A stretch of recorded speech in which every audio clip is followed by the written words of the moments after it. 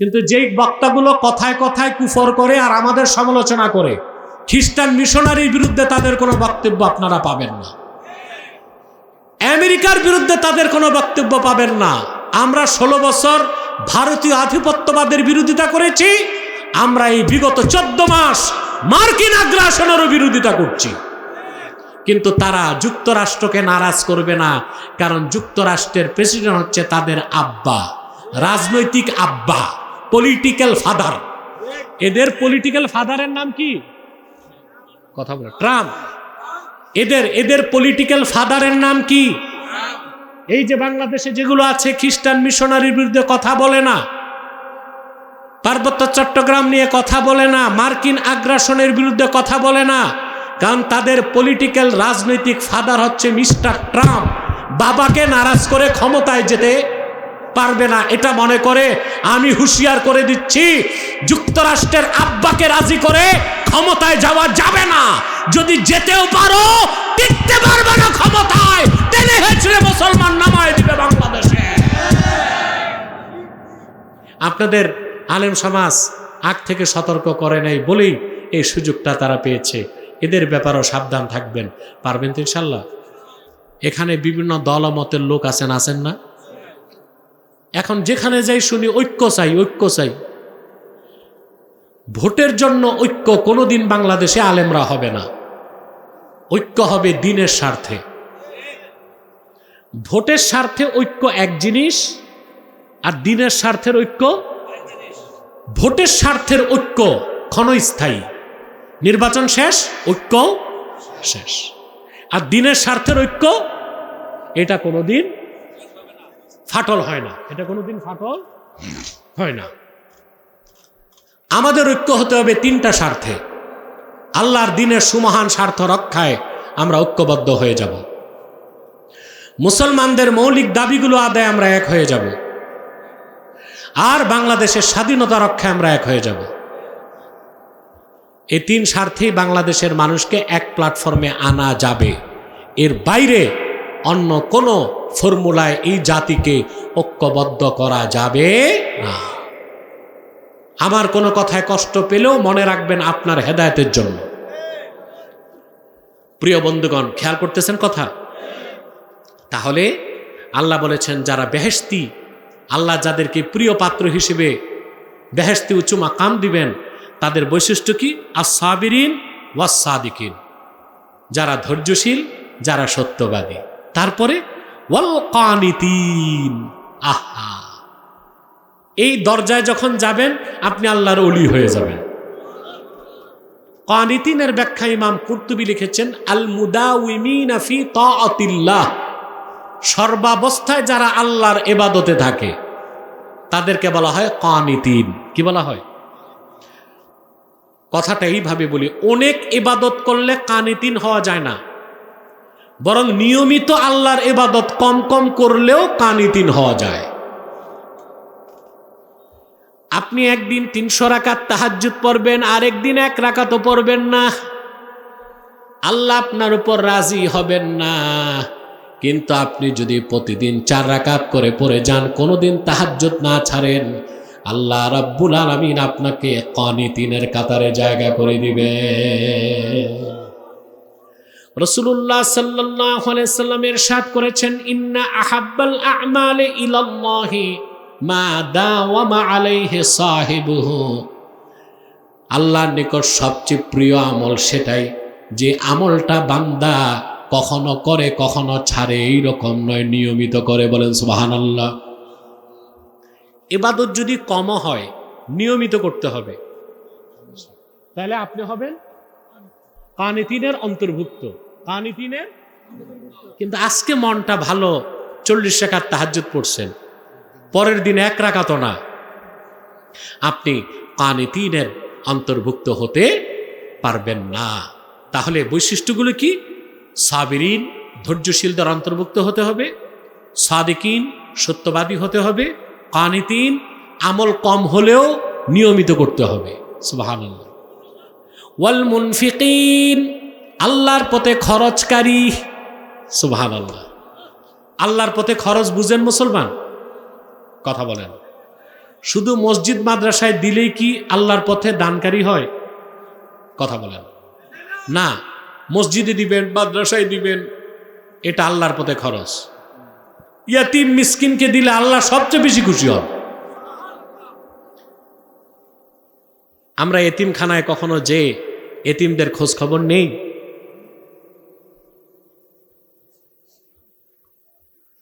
আমরা মানুষকে দেখাবার জন্য অনেক দান খয়রাত করি, কিন্তু মিসকিন এসে দরজায় দাঁড়ায় থাকে, বিরক্তির সাথে তার দিকে তাকাবার সময় আমরা পাই না।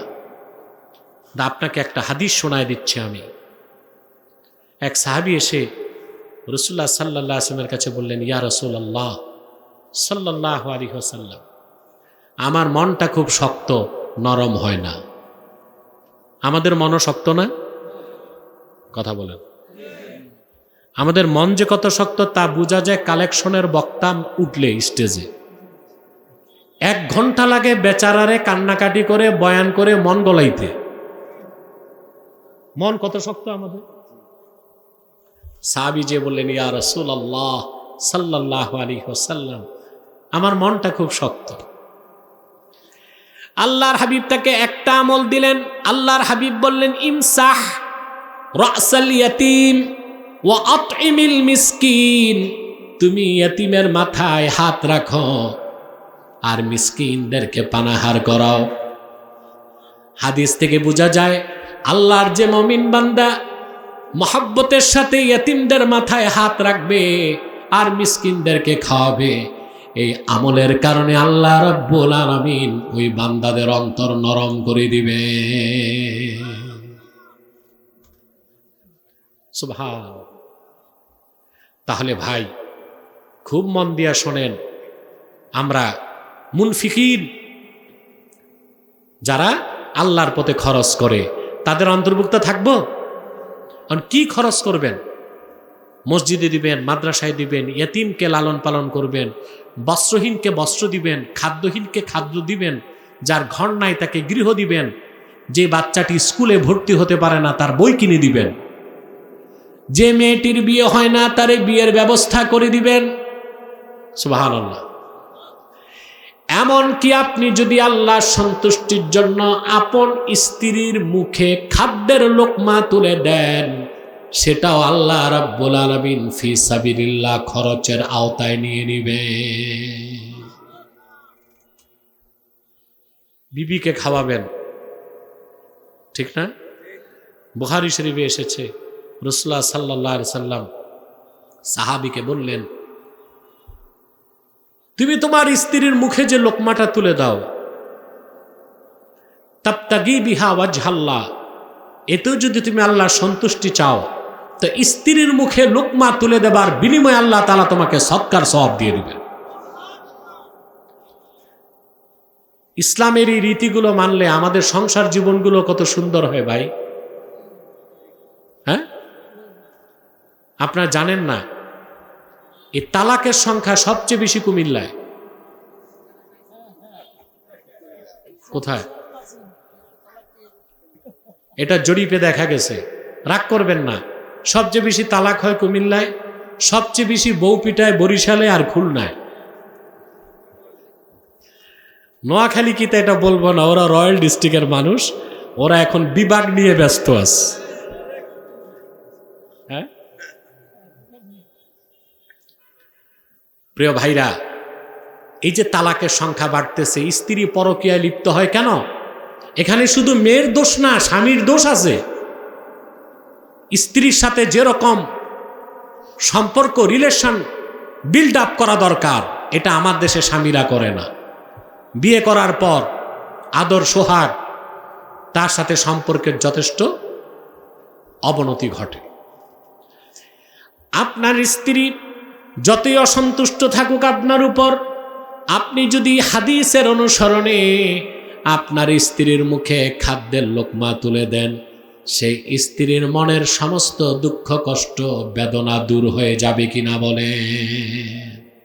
থাকবে?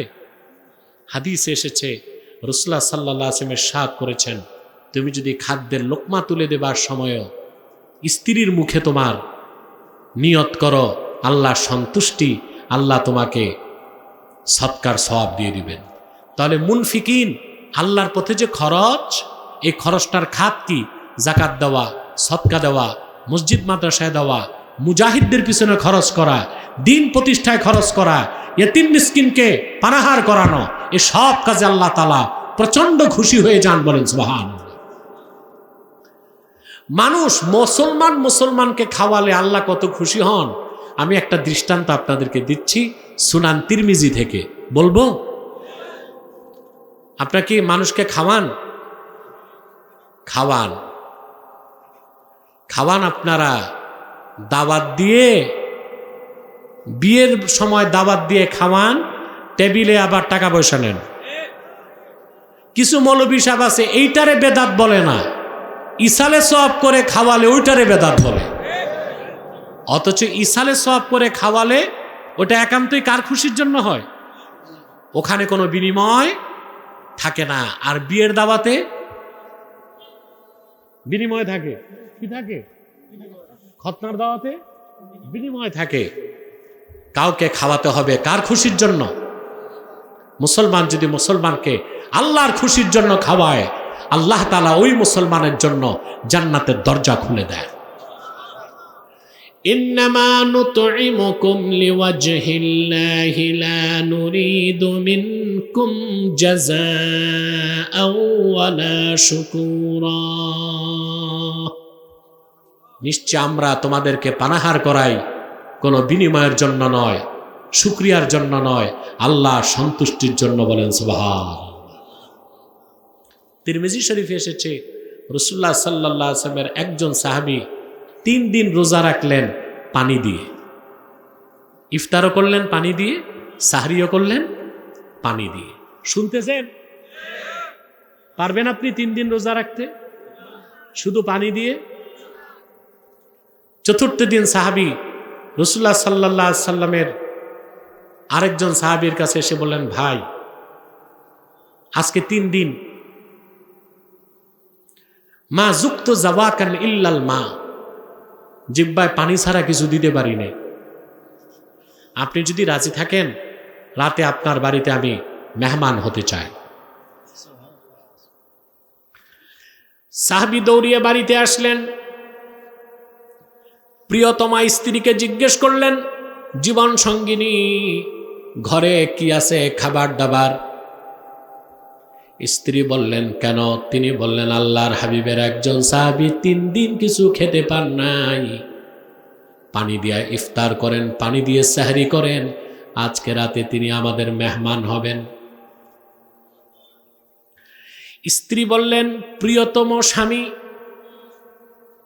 ঘরে আছে একজনের খাবার, আমরা আছি 3 জন, তুমি আমি 2 জন, আর আছে ছোট্ট বাচ্চাটা।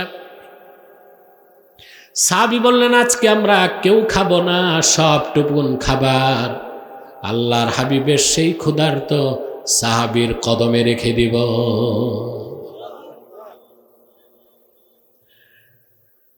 মা বলল, স্ত্রী বলল, আমরা না হয় না খেয়ে থাকলাম, বাচ্চাটার কি হবে? সে না খেয়ে কেমনে থাকবে? মা তো বাচ্চার খোঁজটাই বেশি রাখে। হাদিস সাক্ষ্য দেয়, সাহাবী বললেন, নাউমিস সাবিয়া ক্বাবলা সালাতিল ইশা, তোমার বাচ্চাটারে এশার নামাজের আগে ঘুম পাড়ায় দিও, তার আর খাবার লাগবে না, সারা রাত ঘুমেই কাটায় দিবে। রাসূলুল্লাহর সাহাবী যখন আসবেন, খাবারের খাজানচা যখন তার সামনে রাখবা, কৌশলে বাতিটা নিভায় দিও।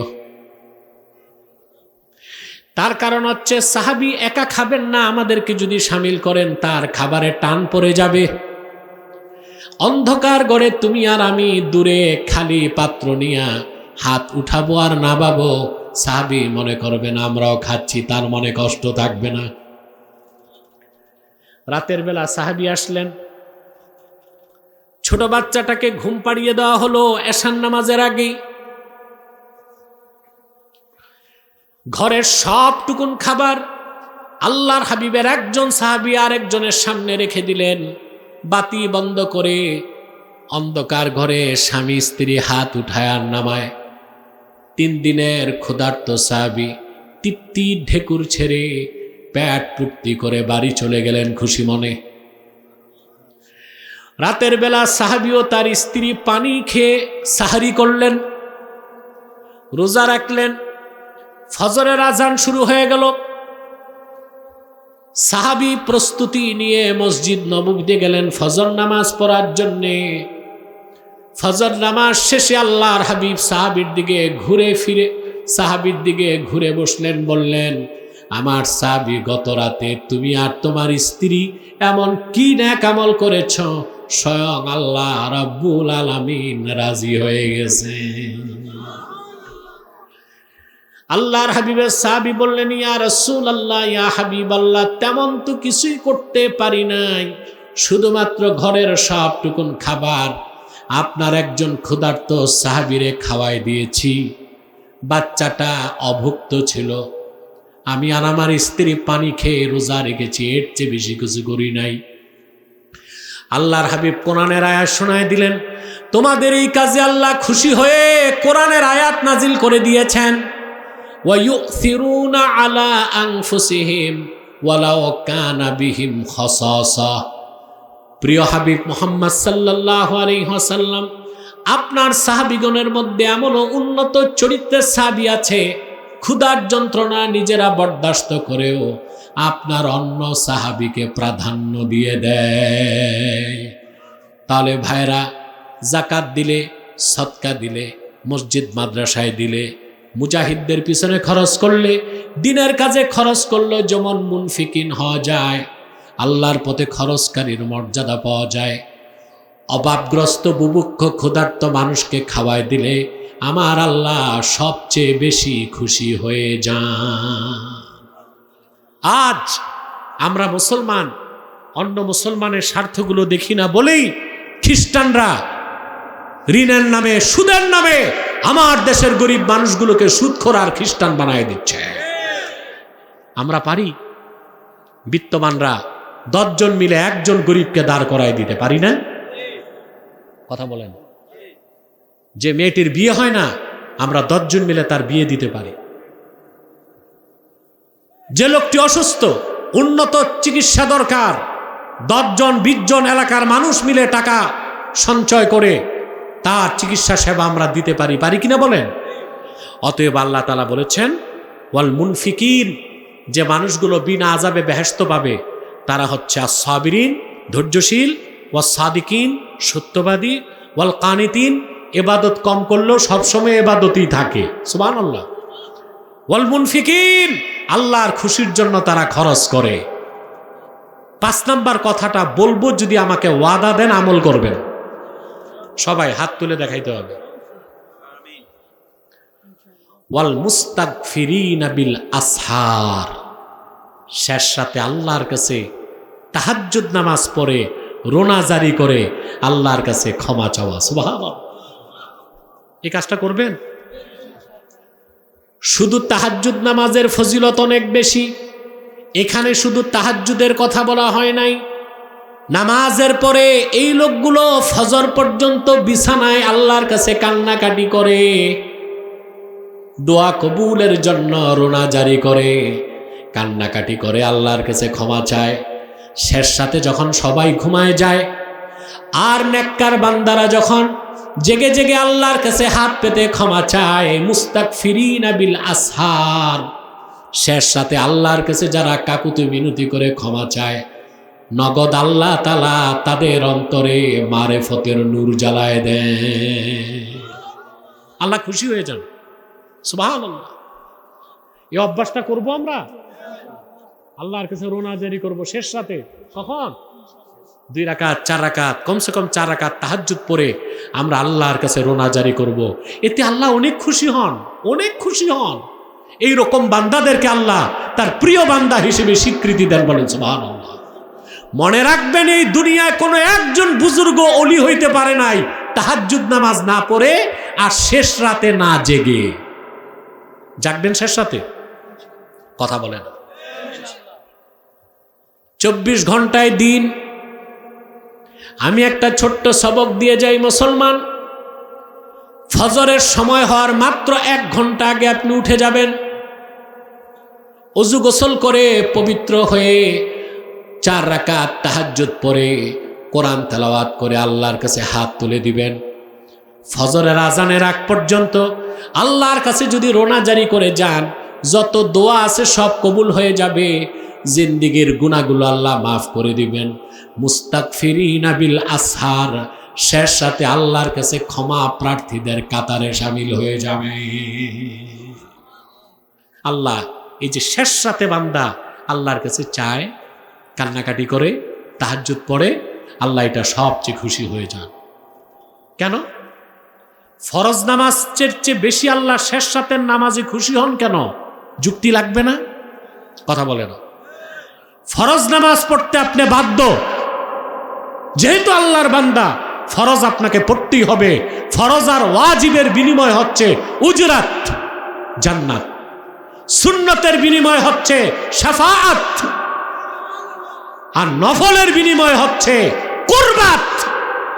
যত বেশি ফরজ নামাজগুলো, ওয়াজিব নামাজগুলো পড়তেই হবে, সুন্নত নামাজগুলো পড়তেই হবে, যদি আপনি বেহেশত চান, শাফাআত চান, নাজাত চান। আর যদি আল্লাহর কুরবাত চান, শেষ রাতে উঠে আপনাকে রাত জাগতে হবে। এটা সারা রাত না, বিল আসহার, শেষ রাতে। কখন? শেষ রাতে উঠে আল্লাহর কাছে রোনা জারি করতে হবে। করবেন না ইনশাল্লাহ? আমি একটা হাদিস আপনাদেরকে শোনাচ্ছি, আর ইব্রাহিম খাওয়াস থেকে একটা মত শোনাচ্ছি, তারপর শেষ করে দিই। আল্লাহর হাবিব সাল্লাল্লাহু আলাইহি সাল্লাম একদিন ইরশাদ করলেন, ইন্না ফিল জান্নাতি গুরাফান তুরা যুহুরুহা মিন বুতুনিহা ওয়া বুতুনুহা মিন যুহুরিহা ফাকামা আ'রাবিয়্যুন ফাকালা লিমান হিয়া ইয়া রাসূলুল্লাহ সাল্লাল্লাহু আলাইহি ওয়াসাল্লাম। আল্লাহর হাবিব একদিন ইরশাদ করলেন, আল্লাহর জান্নাতের মধ্যে এমন কিছু কামরা আছে যে কামরাগুলোর ভিতর থেকে বাহির দেখা যায়, বাহির থেকে ভিতর দেখা যায়। একজন বেদুইন সাহাবী দাঁড়ায় গেলেন, তিনি বললেন, ইয়া রাসূলুল্লাহ সাল্লাল্লাহু আলাইহি ওয়াসাল্লাম, এতদিন জান্নাতের কথা শুনেছি, এখন জান্নাতের ভিতরের এই সুন্দর কামরার কথা শুনলাম, এগুলো আল্লাহ কার জন্য তৈরি করছেন? শুনবেন, মুখস্থ রাখবেন, লিখবেন, খাতায় কলমে না, দিলের পাতায়, মনে থাকবে ইনশাআল্লাহ। আল্লাহর হাবিব ইরশাদ করলেন, লিমান আতাবাল কালাম ওয়া আত'আমাত তাআম ওয়া আদামাস সিয়াম ওয়া সাল্লা ফিল লাইলি ওয়ান নাসু নিয়াম। আমার ইমানদার উম্মতের মধ্যে যে ব্যক্তি তার মুখের কথাকে পবিত্র করল, তার মানে মুখে শিরকি কথা, কুফরি কথা বলল না, মিথ্যা বলল না, গীবত শিকায়ত করল না, ঠিক কিনা বলেন? সবচেয়ে নাপাক মুখ কার? কাফেরের, মুশরিকের। কারণ যারা যে গীতা পাঠ করছে তাদেরও তো মুখ নাপাক হয়েছে, কথা বলে না। মন্দিরে যে নাপাক লাড্ডু খাইছে এদেরও তো মুখ নাপাক হয়েছে। এদের তওবা দরকার আছে না নাই? আমি তো তাদের কল্যাণে কথা বলি, আমরা তো শত্রু না তাদের। এটা আমাদের দায়িত্ব, এটা আমাদের রেসপন্সিবিলিটিতে পড়ে।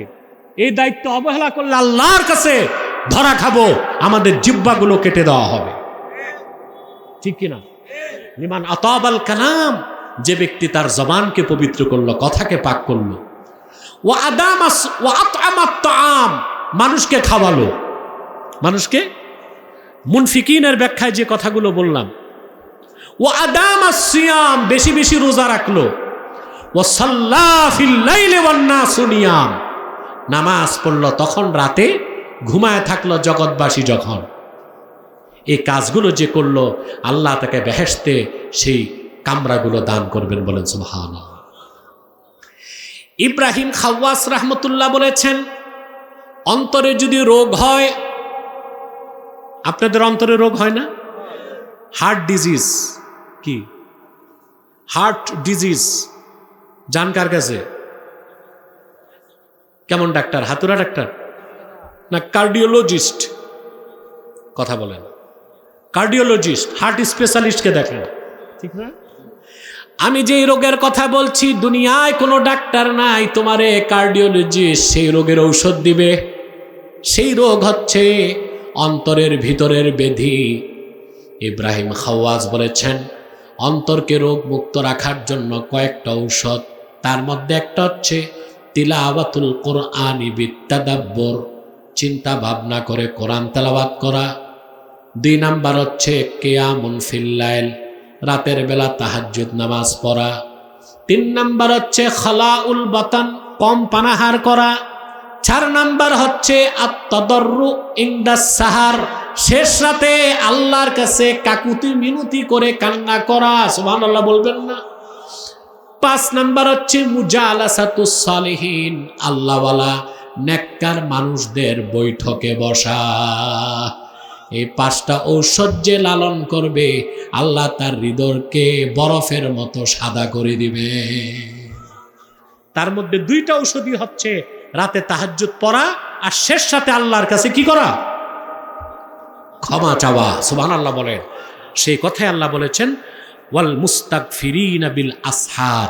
তাহলে ভাইরা আমরা শিক্ষা কি নিব এখন? শিক্ষা হচ্ছে যে আমরা যদি বেহেশত পেতে চাই, আল্লাহর ওলি হতে চাই, খাঁটি ইমানদার হতে হবে, আল্লাহর কাছে বেশি বেশি ইস্তেগফার করতে হবে, আমাদের সত্যবাদী হতে হবে, ধৈর্যশীল হতে হবে, ইবাদত যাই করব নিয়মিত করতে হবে, আল্লাহর পথে খরচ করতে হবে, আর শেষ সাথে আল্লাহর কাছে রোনা জারি করতে হবে। পারবো তো ইনশাআল্লাহ? সাদাকাল্লাহুল আযীম ওয়া সাদাকা রাসূলুহুন নবিয়ুল কারীম ওয়া নাহনু আলা যালিকা মিনাশ শাহিদিন ওয়াশ শাকিরিন ওয়াল হামদুলিল্লাহি রাব্বিল আলামিন। আল্লাহ যেন আমাদেরকে কবুল করেন, মঞ্জুর করেন। বলুন আল্লাহুম্মা আমিন।